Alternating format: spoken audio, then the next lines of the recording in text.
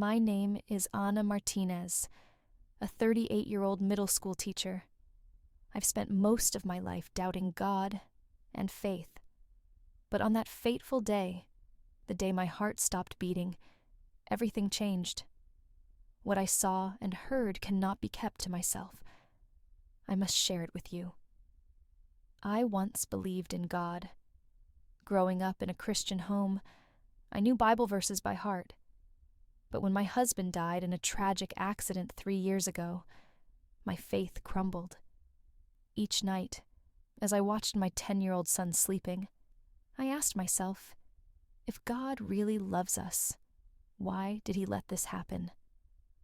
I turned my back on faith, burying myself in my work. As a teacher, I taught my students that knowledge and science were the only real truths. Then, one day in November 2023, a sharp pain in my abdomen led me to the hospital. The doctors told me I had a tumor in my abdomen and needed emergency surgery. Before I was wheeled into the operating room, my mother, a devoted Christian, grabbed my hand. Her eyes filled with tears as she whispered, "Anna, trust in God. He will not abandon you." I forced a smile and replied, "Mom, everything has a scientific explanation. I'll be fine." Those words echoed in my mind as I lay under the bright surgical lights, surrounded by nurses and doctors. The machines beeped steadily, and I began to drift off. Suddenly, a cold wave swept through me. "Her heart has stopped. Prepare the defibrillator," I heard a doctor shout. Then, darkness. I opened my eyes, yet I wasn't there anymore. I found myself floating above the operating table, looking down at my own body. The doctors worked frantically to revive me. I saw my mother crying in the hallway, her face pressed against the glass window. I screamed, "Mom, I'm here. I'm not dead." But no one heard me. Then I saw it. A radiant light appeared above me. It wasn't harsh or blinding, but warm, living, and filled with love. It called to me, and I felt myself being drawn toward it.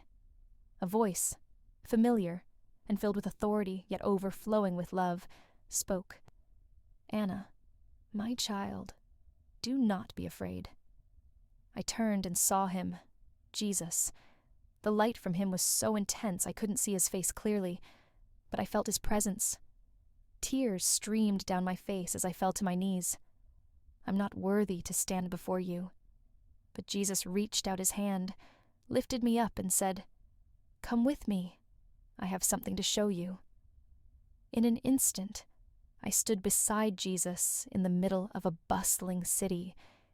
Everything seemed familiar, but disturbingly different. I saw people walking like shadows, their eyes empty and lifeless. A man entered a grocery store and waved his hand over a scanner. A small light glowed under his skin. Children sat silently in a classroom, staring blankly at screens. Their faces showed no emotion or joy. I turned to Jesus and asked, "Lord, what is this? Is this the mark of the beast?" Jesus replied, his sadness in his voice, "Not yet. But this is the beginning. The enemy will not come with obvious evil.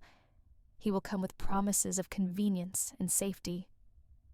Jesus showed me how technology slowly infiltrated people's lives. At first, it was harmless.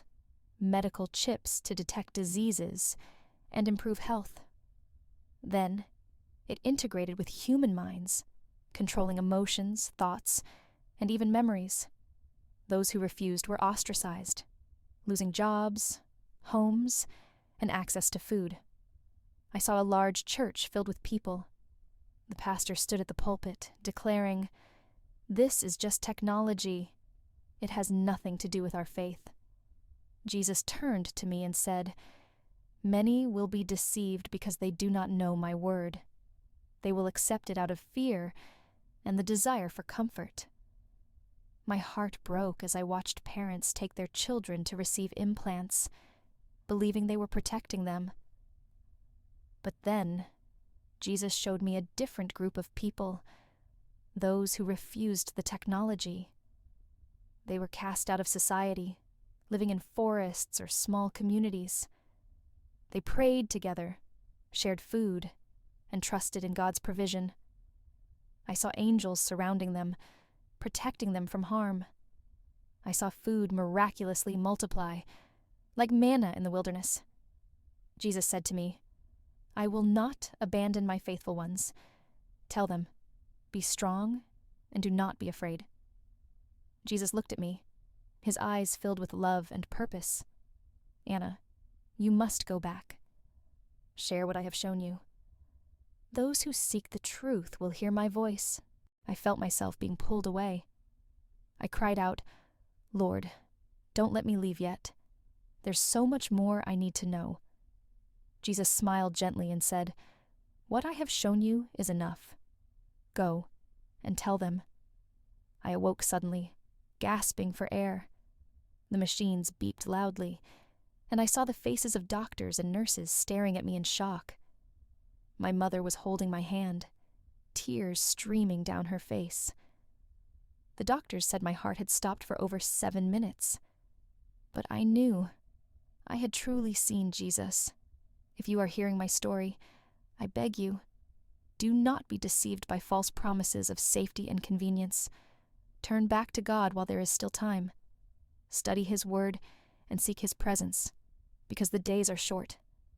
Jesus said, "Be faithful unto death, and I will give you the crown of life."